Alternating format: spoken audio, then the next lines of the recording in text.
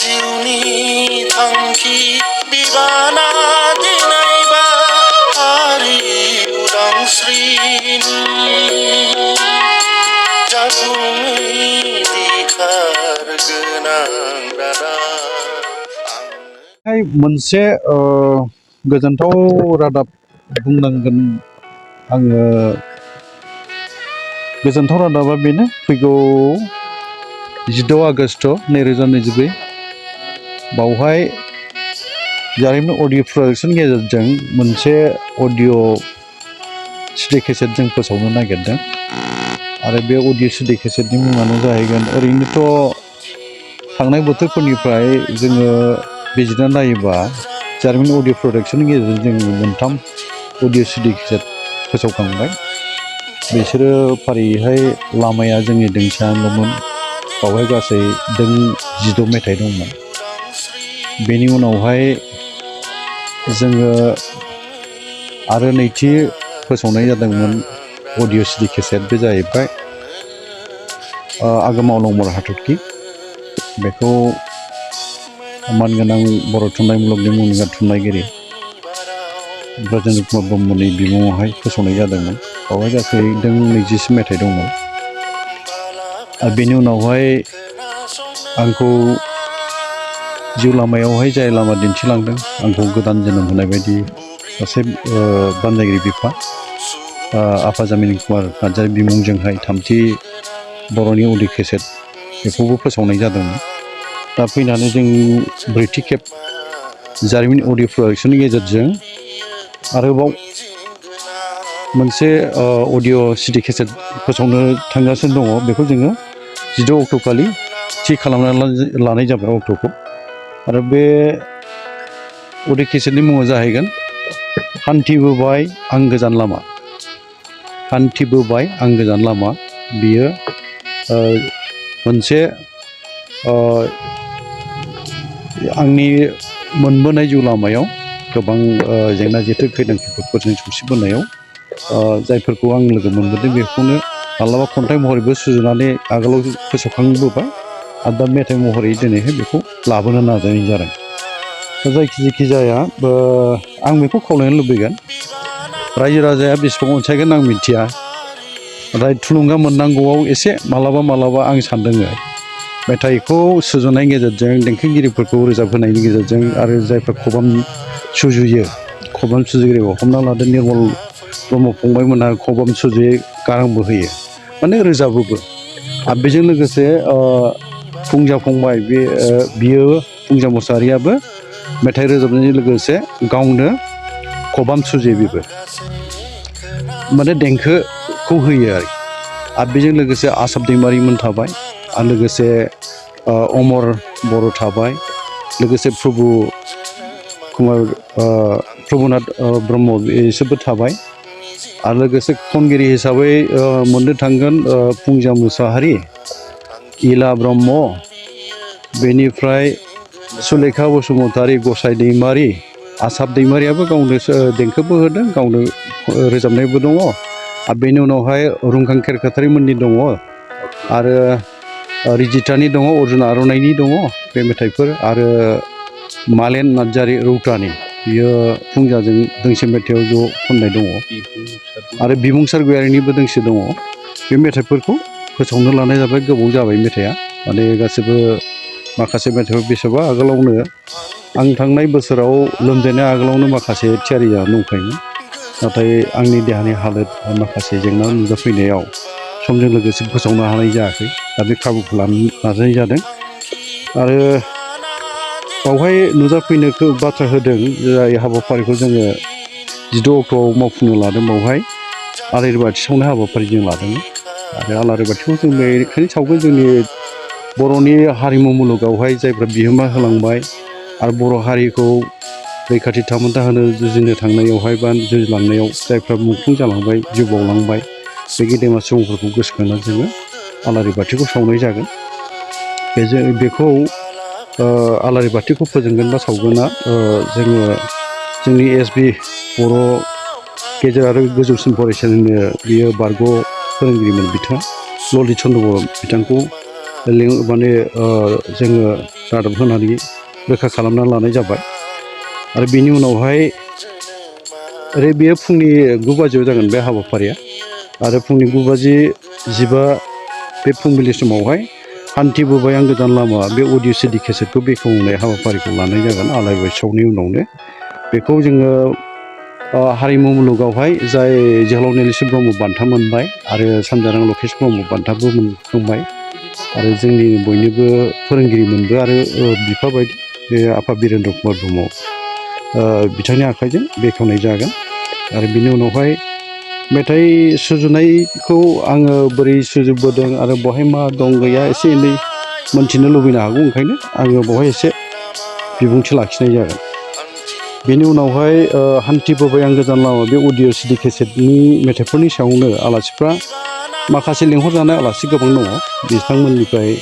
एसे सानै साथामसोनिफ्राय बिबुंथि लाखिनो नाजानाय जागोन बेवहाय बाथ्रा हरदों बै सानखालि नुजाफैनो हाथारगोन ना हाथारा आं बुंनो रोङा नाथाय बाथ्रा होनानै दङ फैगोन होनथारदों जोंनि लखिमपुर लक सभानि एमपि बिथाङाबो नुजागोन होनदों बेवहाय प्रधान बर' बिथाङा लोगोसे एमएलए बिथां जनाय बियाबनि बिथां भुबन पेगुआबो नुजागोन होनदों दा बिथांमोन सानैया सफैनायनि बाथ्रा आरो लोगोसे जोंनि खौसेथि बर' सुबुं आफादनि आफादगिरि मनरन्जन बसुमतारी आरो जोंनि खुंथायनि बर' फोसाब मोनसे गावारि खुंथायनि अनिल बसुमतारी बिथां मासिगिरि बिथाङाबो बेवहाय नुजागोन आरो लेङाइ मासिगिरि रमिय' नार्जारि बिथांमोन आरो लेङाइ मासिगिरि सासे दंबावो लेङाइ गाहाय मावखि सोद्रोमा रमिय' नार्जारि बिथां आरो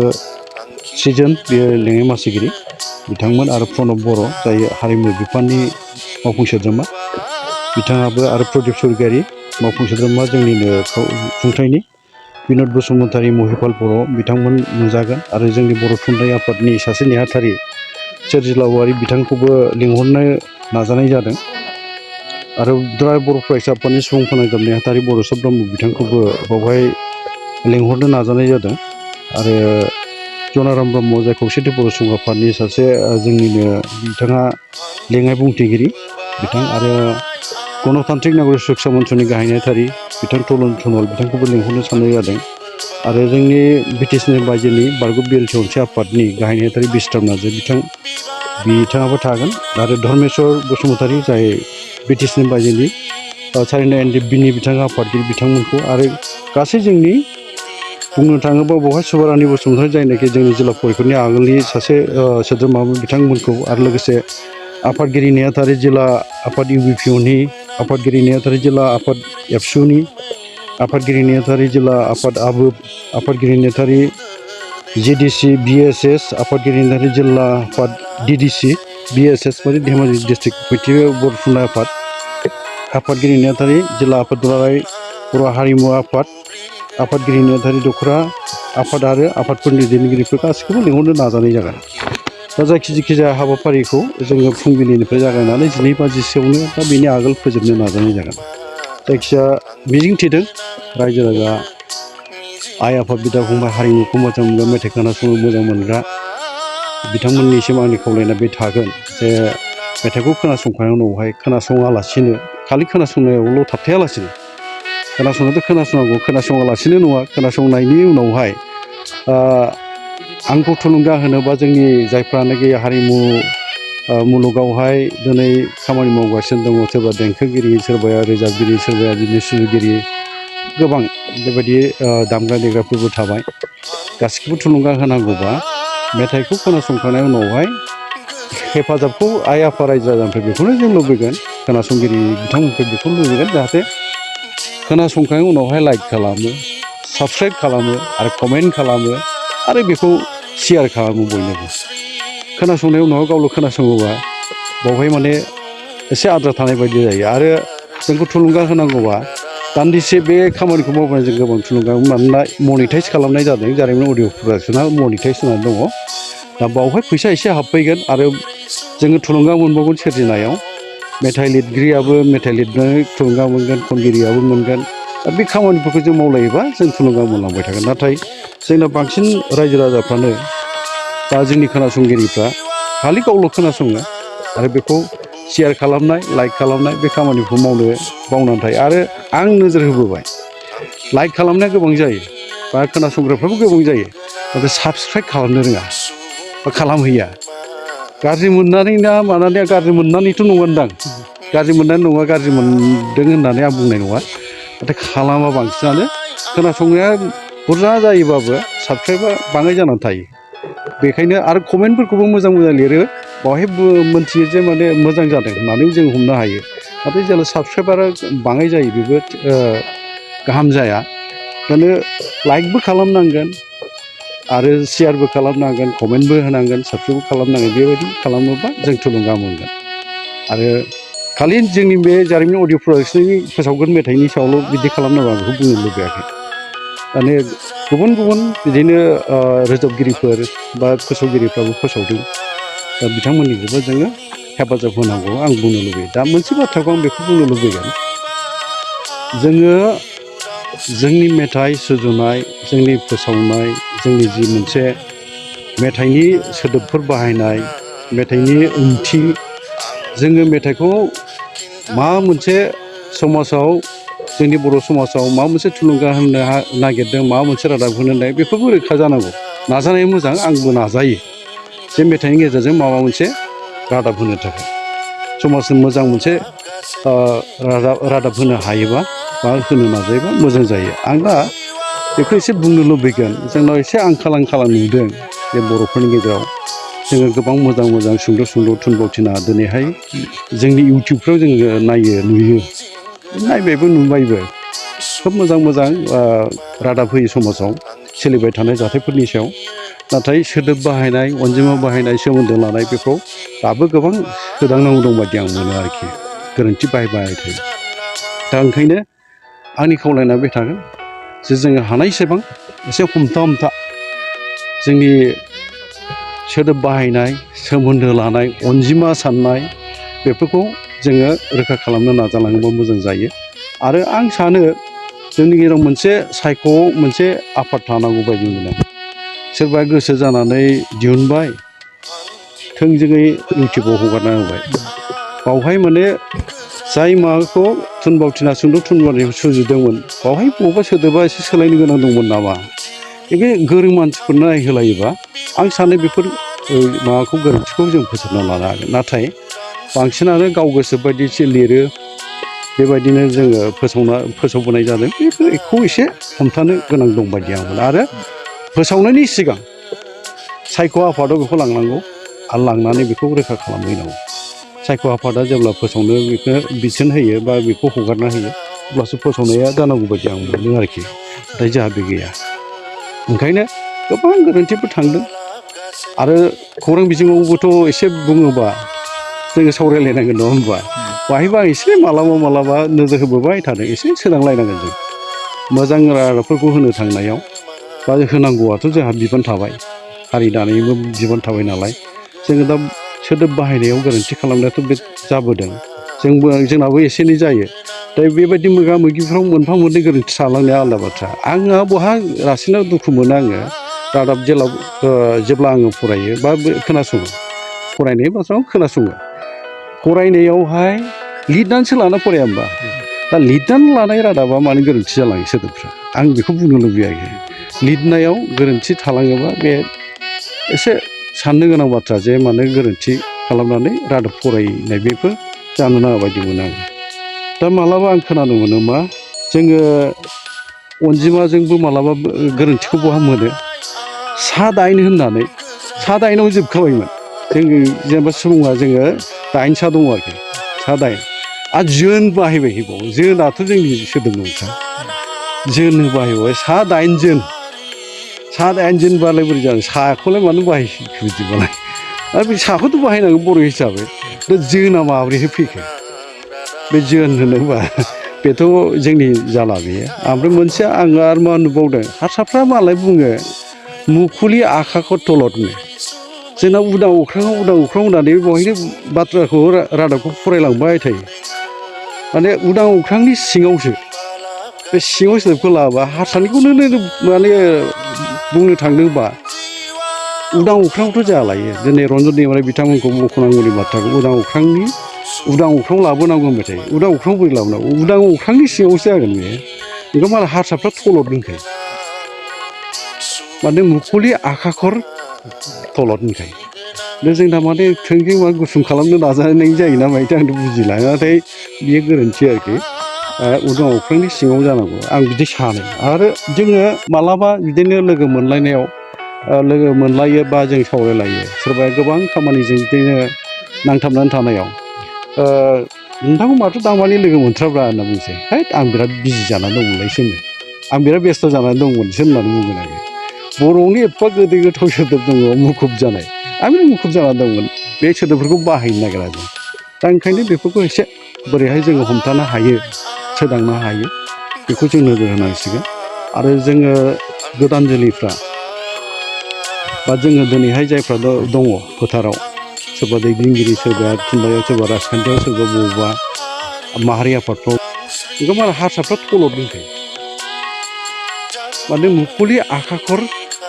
तलतनिखाय जोंना माने थोंजों मा गुसुं खालामनो नाजानाय जायो ना मायोथाय आंथ' बुजिला नाथाय बियो गोरोन्थि आरोखि उदां अख्रांनि सिङाव जानांगौ आं बिदि सानो आरो जोङो मालाबा बिदिनो लोगो मोनलायनायाव लोगो मोनलायो बा जों सावरायलायो सोरबाया गोबां खामानिजों बिदिनो नांथाबनानै थानायाव नोंथांखौ माथो दामानि लोगो मोनथ्राब्रा होनना बुंसै हैद आं बिराद बिजि जानानै दंमोनलायसो होनो आं बिराद बेस्थ' जानानै दंमोनसो होननानै बुंगोन आरो बर'नि एफा गोदै गोथाव सोदोब दङ मुखुब जानाय आं मुखुब जानानै दंमोन बे सोदोबफोरखौ बाहायनो नागिरा जों दा ओंखायनो बेफोरखौ एसे बोरैहाय जोङो हमथानो हायो सोदांनो हायो बेखौ जों नोजोर होनांसिगोन आरो जोङो गोदान जोलैफ्रा बा जोङो दिनैहाय जायफ्रा दङ फोथाराव सोरबा दैदेनगिरि सोरबा थुनलाइयाव सोरबा राजखान्थियाव सोरबा बबेबा माहारि आफादफ्राव बिबान लानाय आं नुबोदों गोबां सोदोब बाहायनायफ्रा दाबो गोरोन्थि जायो नाम लानोथ' गोनां गैया खिन्थु आं नुबोनायाव गिदिर गिदिर राजखान्थिगिरिफोर गिदिर गिदिर माने जोंनि माहारि आफादनि दैदेनगिरिफोर बेयो आंनि नोजोराव गोग्लैबोदों बा जोङो नुबोदों आंनाबो बबेबा मालाबा गोरोन्थि जालांदों आंनाबो जे रोखा जाजोबलांथारदों आं बेखौ बुंनाय नङा नाथाय आं नाजायो हानायसेबां गावनिखौ बाहायनो आं नाजायो आरो आं बेखौनो बुंनो लुबैगोन गावनिखौ लानानै गोग्गानो रोंनांगौ आरो गावनानो सिगाङाव थानांगौ गुबुननिखौ बिदि होननानै जोङो नेवसियो गाज्रि मोनो बेबो नङा मानोना मोनसे बाथ्राखौ जों रोखा जानांगौ जे गावनि बिमाखौ सिबियो मोजां मोनो होननानै मालायनि बिमाखौ जोङो गाज्रि मोनो बा जों नेवसियो बे बाथ्राखौ बुजायनाय जाया गावनि बिमाखौबो जों मोजां मोनगोन गुबुननिखौबो जों मोजां मोनगोन नाथाय आं जेब्ला जेरावहाय आं बर' नालाय आङो बर' बिमानि रावखौ बा जों गावनि बिमाखौथ' सिगाङाव जोङो लाबोनांगोन आरो जोङो गोनांथि होनांगोन आरोखि आं बेखौ बुंनो लुबैयो नाथाय